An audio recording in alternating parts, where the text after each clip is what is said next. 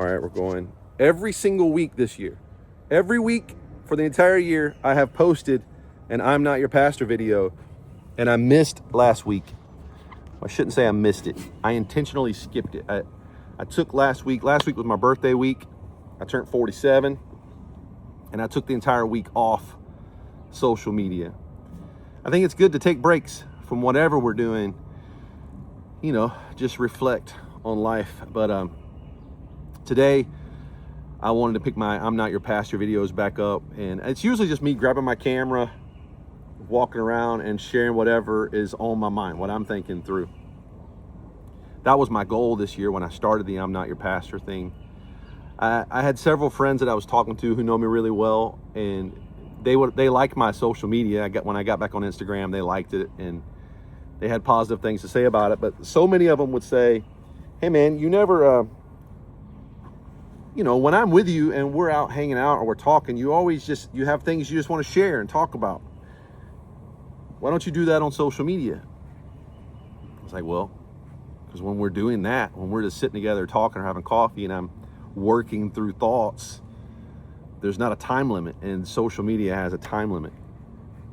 Not just the amount of time, a reel can be 3 minutes long, but make a 3-minute reel and no one will see it, because the algorithm is based on how long someone will watch a thing, and people are just used to, when they get on social media, especially Instagram, they just want to see short little things and scroll, right? So if I post something like this where I'm just talking, I'm posting this for YouTube, so this is okay.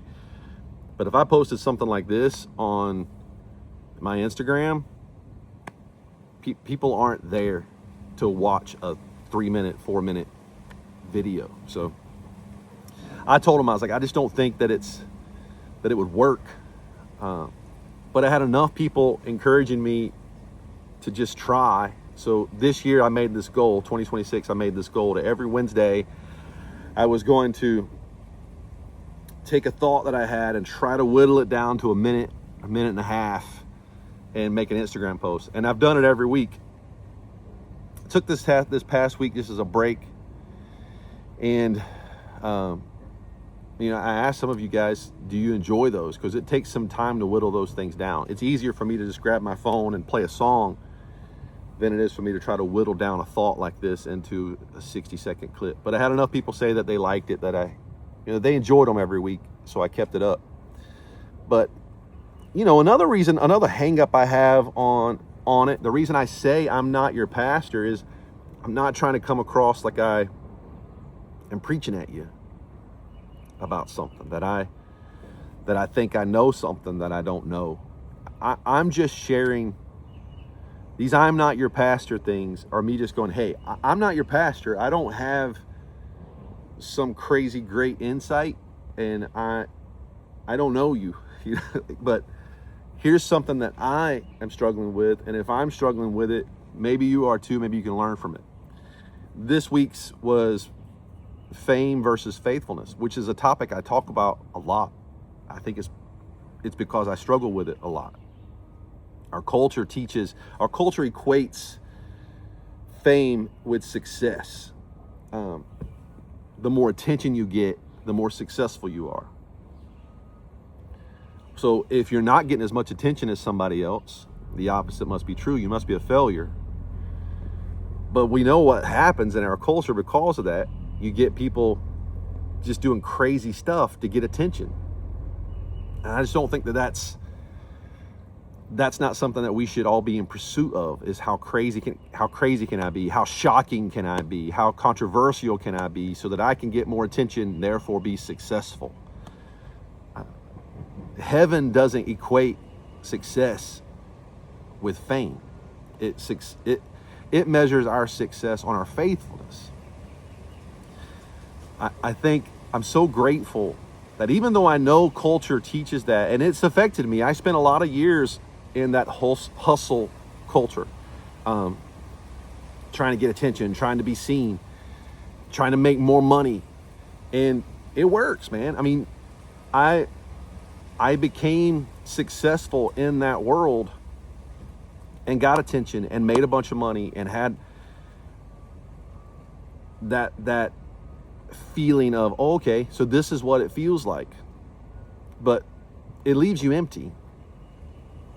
I hit every goal I set for myself by the time I was 38 and was able to retire, and I still felt empty. I still felt like, what's the point of this?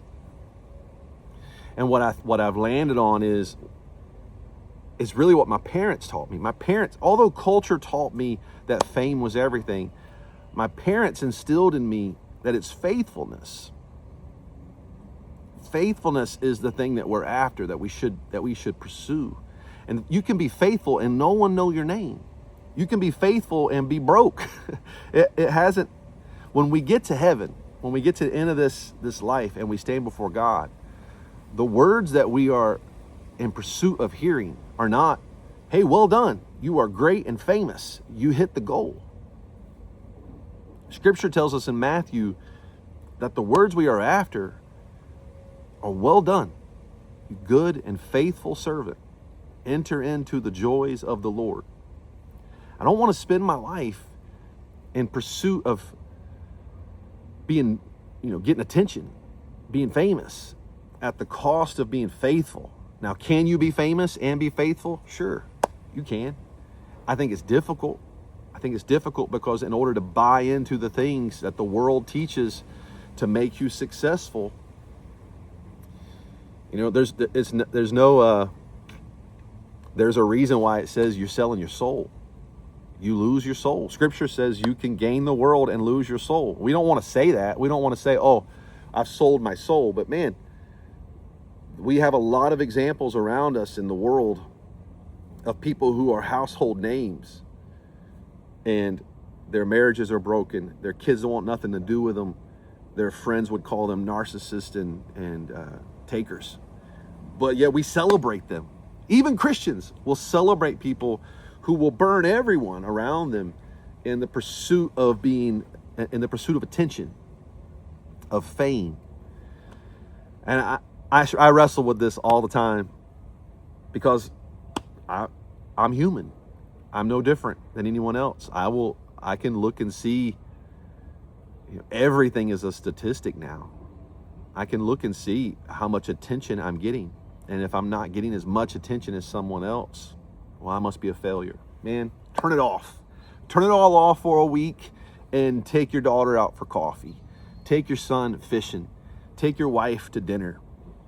Whatever it is in your world that you need to just turn off, the things that are trying to have you measure yourself against a culture that defines success completely different than how heaven defines success.